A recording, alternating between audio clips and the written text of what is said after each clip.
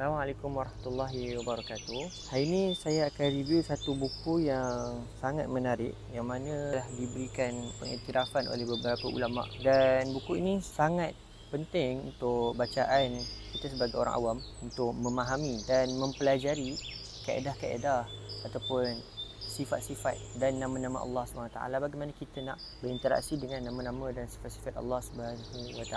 Jadi saya akan review beberapa topik penting dalam buku ni. Buku ni merupakan terjemahan oleh Syekh Muhammad bin Shalih Al-Utsaimin. Dia telah diterjemahkan oleh Karya Peace dan telah diberi kata pengantar oleh Syekh Abdul Aziz bin Baz, yang mana merupakan mufti kerajaan Arab Saudi pada ketika itu. Jadi kaedah-kaedah yang telah disimpulkan oleh penulis dalam buku ini sangat menarik untuk kita tekuni. Antaranya kaedah-kaedah yang berkaitan dengan pendalilan bagi nama-nama dan sifat-sifat Allah. Bagaimana kita nak mengetahui ataupun mengistimbat hukum berdasarkan dalil-dalil.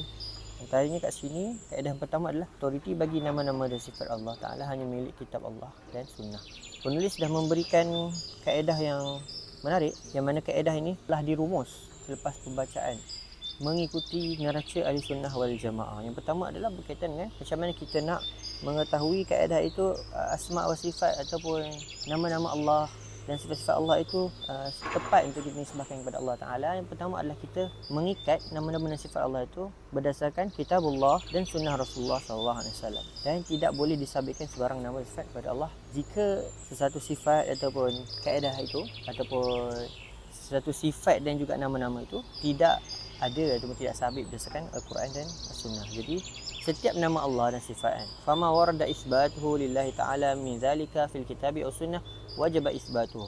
Setiap nama dan sifat-sifat Allah yang diakui dalam dua sumber, iaitu Quran dan Sunnah, maka kita boleh ataupun kita wajib mengakui sifat-sifat tersebut. Dan yang kedua, ma warada nafyuhu fima wajaba nafyuhu ma isbati kama wajib, iaitu sifat yang mana Allah SWT menafikan di dalam Al-Quran dan Sunnah, maka kita wajib untuk menafikan ataupun kita wajib untuk mengisbatkan lawannya. Kemudian musannif terangkan fihi ma wajaba tawaqquf fi lafzihi wala yusbatu wala yunfa li'adami urudi isbati wan nafi fi, iaitu sifat-sifat yang mana tidak warid ataupun tidak diakui dan diiktiraf oleh Al-Quran dan Sunnah, maka wajib untuk kita tawakuf. Inilah pendirian ahli sunnah wal jamaah. Fahaman kita akan lebih mendalam ataupun kita lebih memahami Islam itu apabila kita sabit, kita menisbatkan sifat dan asma ataupun nama-nama Allah ini dengan kaedah yang telah disusun oleh ulama ahli sunnati wal jamaah.